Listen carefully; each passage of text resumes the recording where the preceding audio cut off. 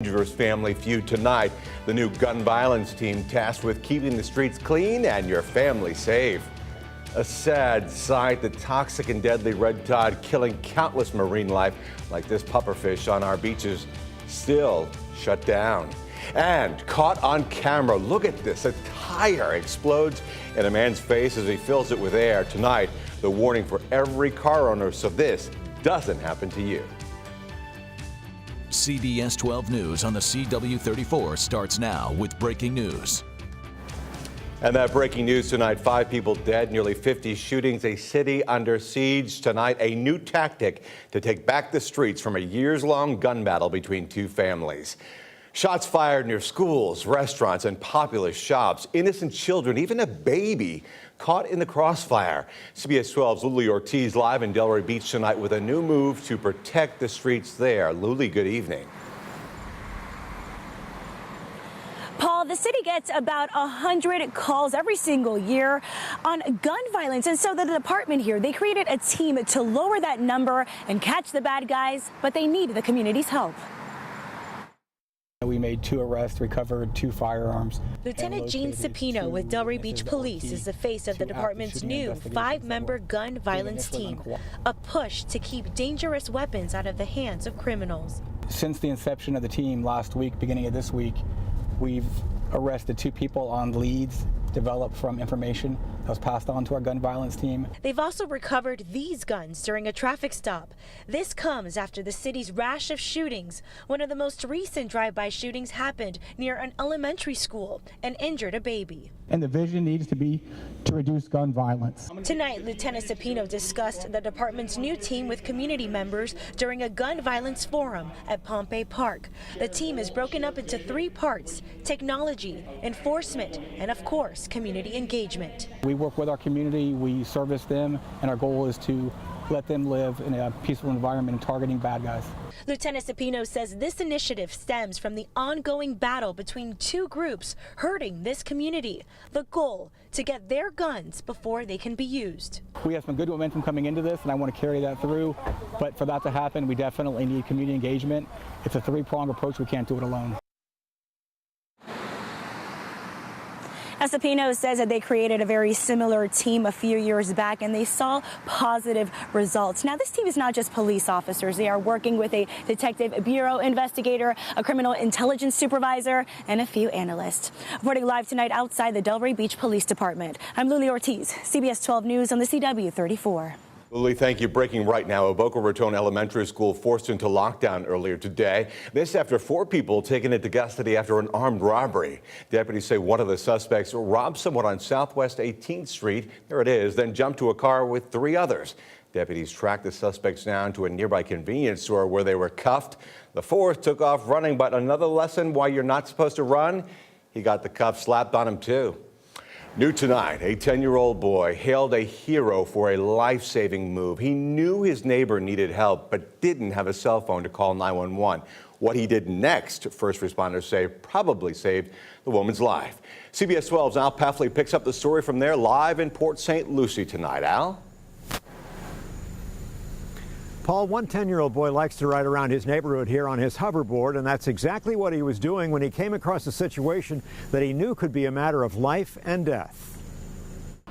I didn't know what to do. I was freaking out. 10-year-old Brandon Roth of Port St. Lucie is a 5th grader, and for someone so young, he did something that was very grown up.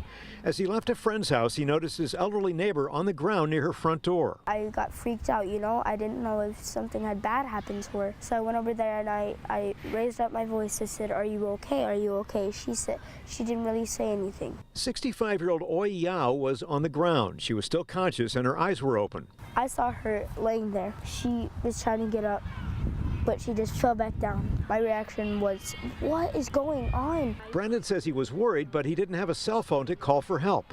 I held her hand because she can move her hand. He waited with Yao for 10 to 20 minutes until he saw a car coming down the street, and he ran out and flagged down the driver, who stopped and called 911.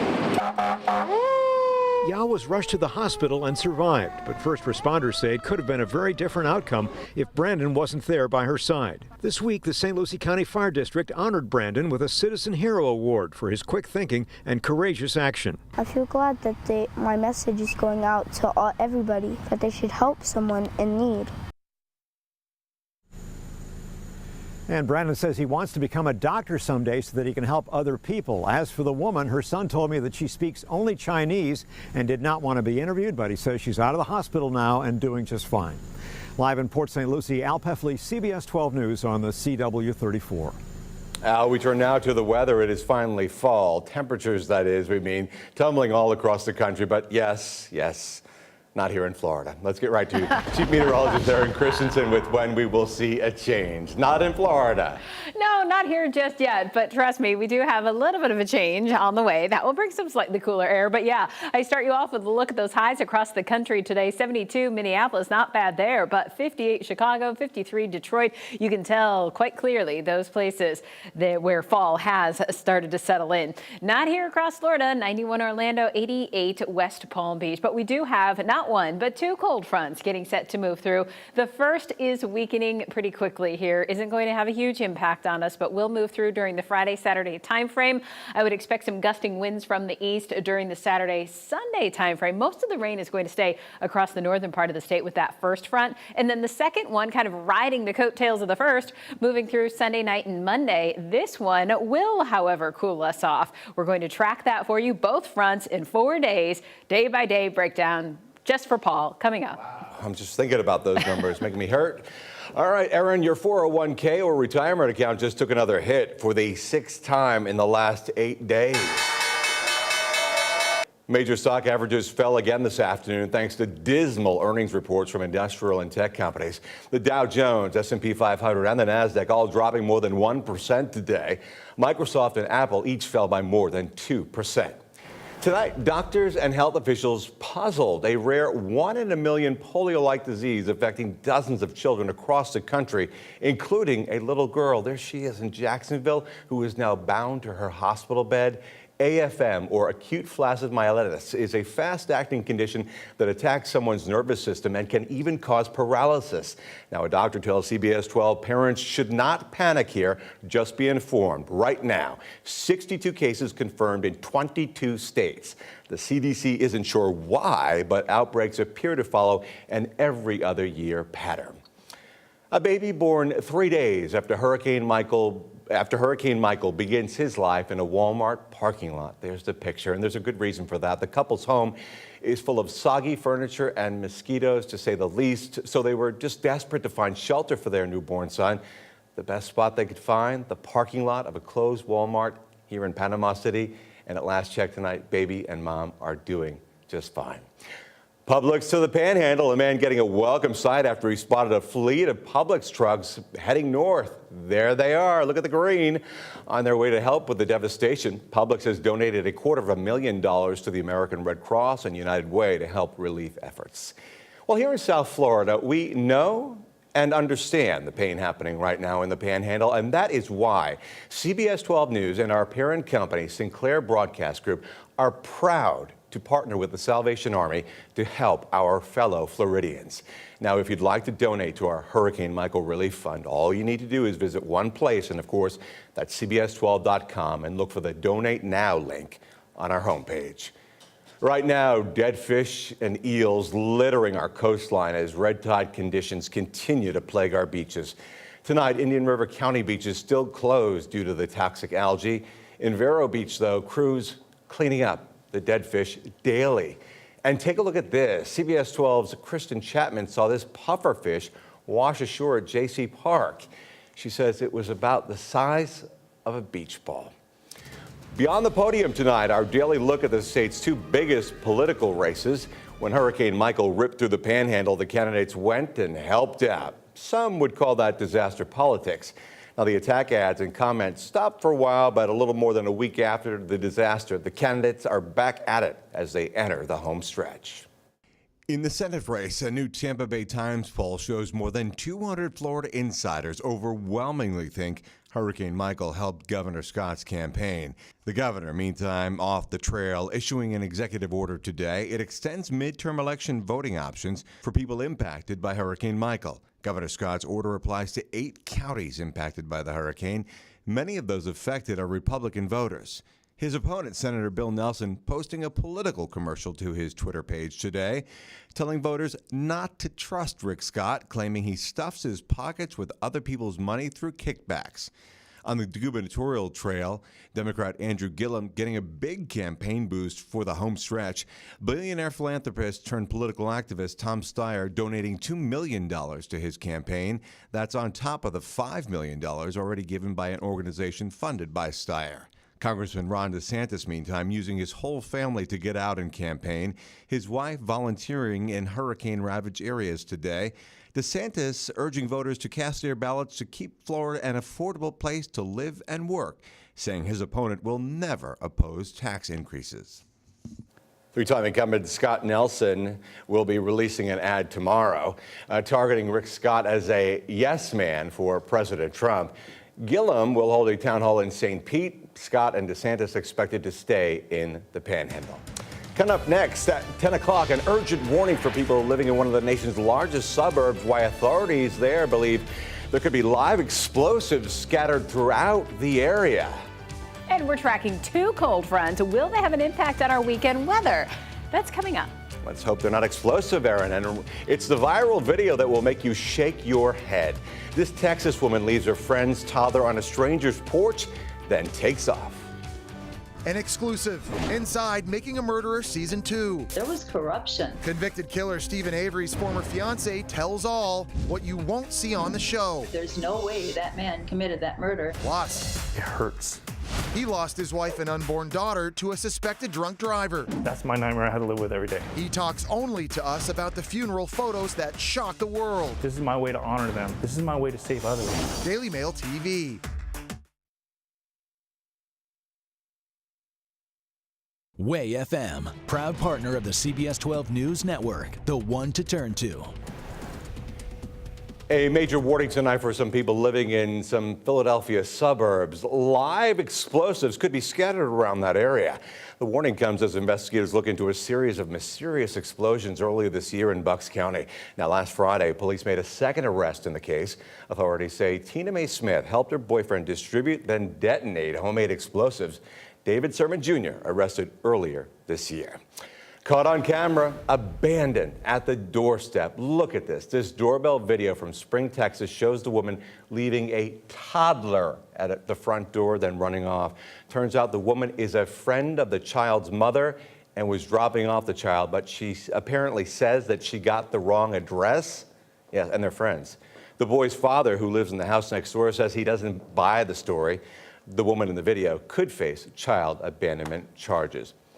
And it's the S word every mom dreads hearing, snacks.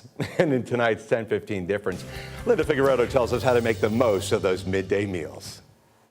Not even a half hour later, Mom, I want a snack. It's like, really? Believe it or not, snacking under the right circumstances has many benefits. The thing in the United States is when we look at snacking in kids, we see that usually they're not choosing the right snacks, right? That's because a lot of foods contain added sugars and are high in sodium. Instead, Dr. Diana Castellanos says use fruits, veggies, and trail mixes to hold your kids off. So again, choosing the right snack, that's maybe a lower calorie snack, that's going to hold them over to that 5:30, 6 o'clock meal is the best choice. Carrie Ellen says one of her tricks to healthy snacks is giving her kids choices with pre-portioned treats and a fully stocked produce drawer.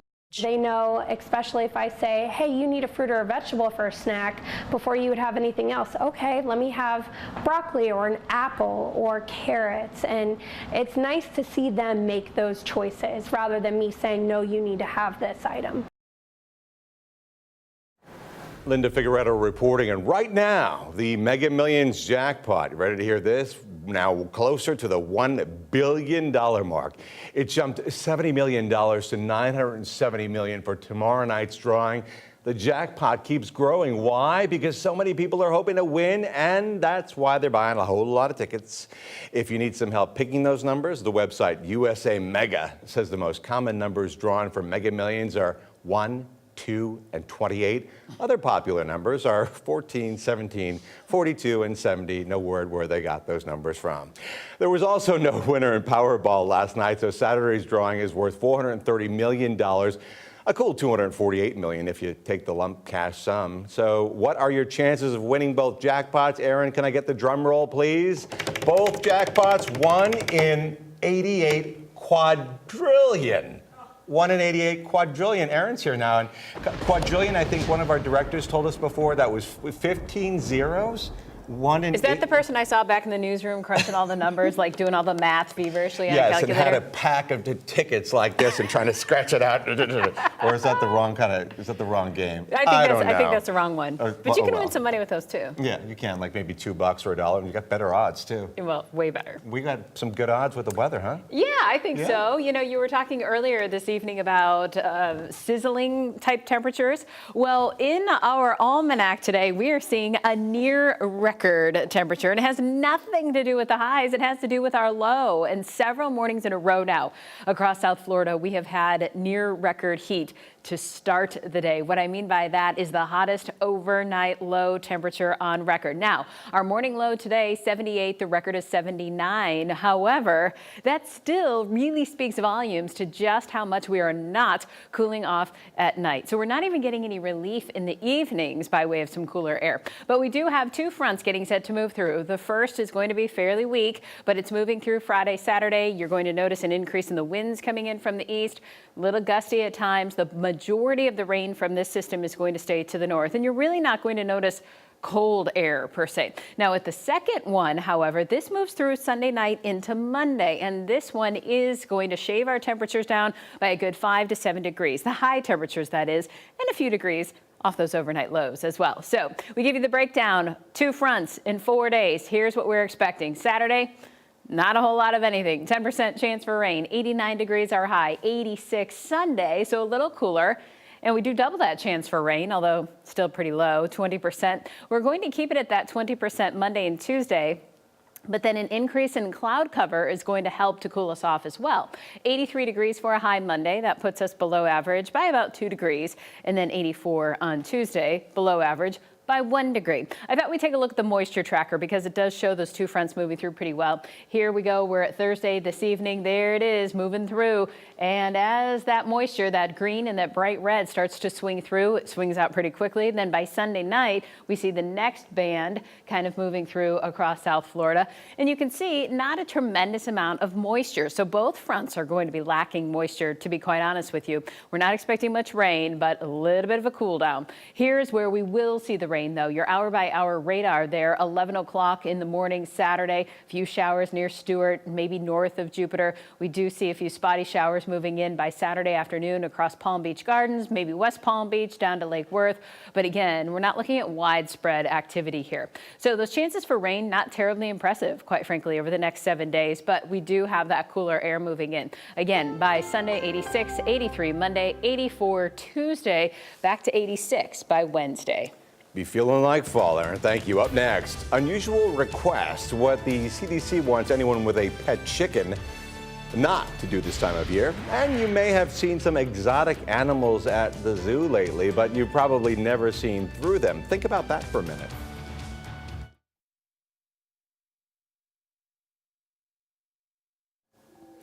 New at 10, some creepy animal x-rays. The Oregon Zoo releasing some super cool animal x-rays. Of course, it's just in time for Halloween, right? The x-rays taken during routine checkups at the zoo's veterinary center. Featured in the images was a ball python, a flying fox, an inside look at a beaver's tail. I've always wanted to see that, and a chameleon. Hoping to dress up your pet chicken for Halloween? There's a CDC warning out for that. No, really.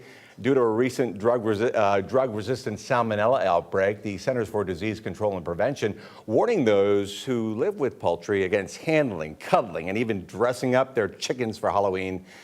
Playing it safe during the holiday will help keep you from running afoul of the harmful bacteria. Get it? Okay. Up next, a frightening scene that can happen in seconds if you're not careful. A simple car tire check ends in a massive explosion. Look at this, sending a man running for his life. Tonight, the 3 things you need to know about filling up your tires so that doesn't happen to you. That's next. Now to a consumer alert new at 10, making sure your vehicle's tires have just about the right amount of air. If not, your tire could explode. And that is exactly what happened to one man. And now he's sharing the story in hopes it won't happen to others. Filling this tire, a scary situation. It suddenly explodes after the guy tries to put air in one of the tires. Parts of the car later found on a nearby street, and the man who shared this video wanted it to be a warning for others. So how could this happen? No answers right now, but we do know this could have been deadly. It'll look low because all the weight of the vehicle is on the front. You have the engine on there in the front and the transmission, so. Some very tense moments, though the good news, the man wasn't seriously injured. But now the big question, why did that tire explode in the first place? No answers, at least not yet. But experts say, remember, your eyes might deceive you. And then people think that it's low, so they go overinflate it, and they'll keep inflating it until the tire looks like it's perfectly round, which indicates that it's overinflated, and that is very dangerous. Okay, here are 3 ways to protect you and your family. Always fill up your tires when they're cold. When they're hot, like here in Florida, they can read up to 5 PSI higher than they actually are. Look on the inside of your driver's door, and there you should find a sticker that shows how much air your tires take. And lastly, just in case you didn't know, try to use digital readers at gas stations. Those air hoses with gauges are thrown around and abused, and oftentimes, unfortunately for us, not reliable. Up next at 10, getting hungry? Well, you can now eat the world's largest burger weighing 1,800 pounds. Erin's shaking her head. But wait until you hear the whopper of a price tag on this beefy beast. Just in time for Halloween. Burger King will introduce its Nightmare King next week. The spooky sandwich has a 1/4 pound of beef, a chicken fillet, American cheese, bacon, mayonnaise, and onion. Oh, all that. And get this, it's topped off with a green sesame seed bun. BK says it's clinically proven to induce nightmares. That's a quote, by the way. Finally tonight, would you like fries with that? Well, now you can eat the world's largest burger, weighing it at 1,800 pounds. For just $9,000 bucks, 1,800 pounds, $9,000 bucks. Yeah, Michigan Sports Bar is selling the humongous burger.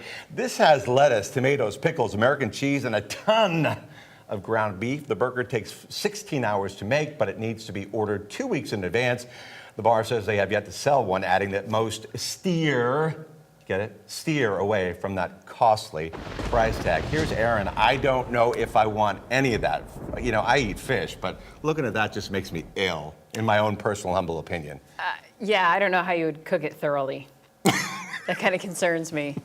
That and the BK nightmare. We can arrange a trip to Burger King, a field trip. No, that would give me a nightmare looking at the scale after I ate that thing. Let's give you a look at the 7-day, though. Pretty nice here. We do have an increasing chance for rain, not a lot, 20% come Sunday, Monday. Tuesday, we'll see more clouds, and then that cool down on Monday, 83 degrees. All right, looks good, Erin. Thank you so much, and thank you for spending 34 minutes of your evening with us tonight here on the CW. Daily Mail TV is next. And be sure to join Liz Cadrantes, Erin, and myself for CBS 12 News at 11.